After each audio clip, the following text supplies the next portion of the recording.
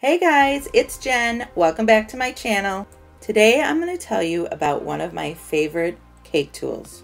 I hadn't heard about this tool till I was decently far along in my cake career. So I wanted to tell you guys about it and the best way to use it, because I had wished that I heard about this tool right away, because this tool is a cake game changer. It is going to make your life so much easier. All right, I'm going to show you this tool and how to use it right now. If you like this video, click the thumbs up button to let me know. And if you'd like to learn how to bake and decorate more cakes and sweets, start now by subscribing and clicking the bell so you receive notifications every time I post a new video. All right, time to make our lives easier. Let's do this.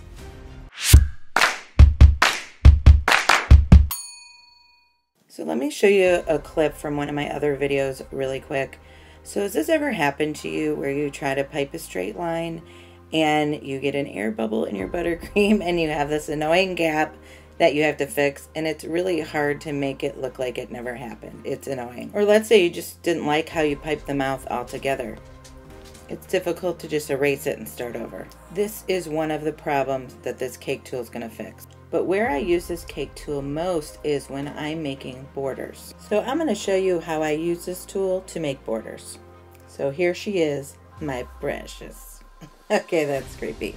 She likes to be called a sugar paste extruder, but whatever. So all you have to do is grab some fondant, which you can just buy at a craft store on Amazon, and just knead it and warm it up in your hands, and then roll it into a tube and make it a little smaller than the opening of the extruder so you can be sure that it fits inside. And it doesn't have to be a perfect shape. You're kind of just get it in there, and then you're gonna just push it all inside, so it will end up being the shape of the inside of the extruder anyways. And just make sure your extruder is washed and dried really well and twisted all the way in the open position. And then you're gonna choose one of these discs, and then you put the disc on and then screw on the top. So you might be thinking, can I just use a pasta attachment for this? And yes, you can, but they're expensive.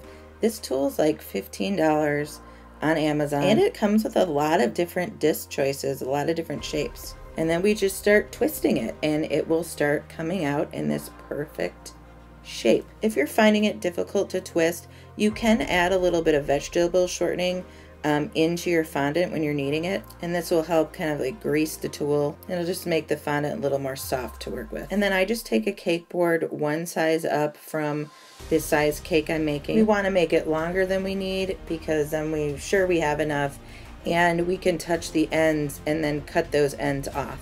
So obviously you can color this fondant before you put it in the extruder, but I'm going to show you the easiest way to paint trim. So I'm going to wrap the rope around the cake board, because this will mimic how it's going to lay on the cake.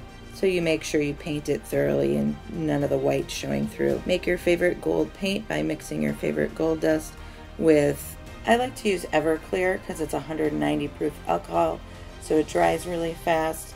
But you could also use vodka or lemon extract. So it's a nice kind of thick paint consistency, not too runny.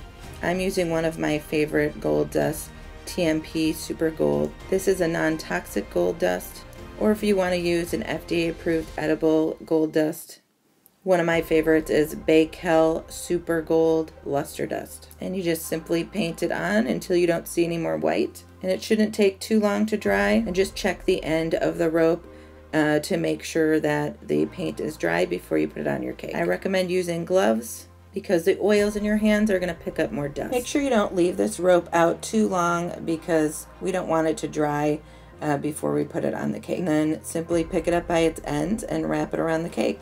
If you notice any pieces that aren't painted, it's probably just because you didn't put your trim on correctly. So all you have to do is just roll it a little bit into the correct position, and then cut off both ends with an X-Acto knife, and then wipe down the cake board with a dry paper towel. The top border is done just a little bit differently than the bottom, just in that when you paint it, you're going to want to put it on top of your cake board, because the trim is going to be on top of the cake.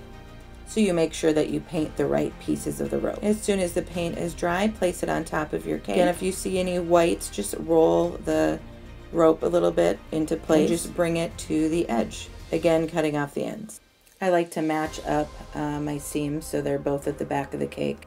And you can touch up the gold a little bit just to make sure it's as shiny as it can be.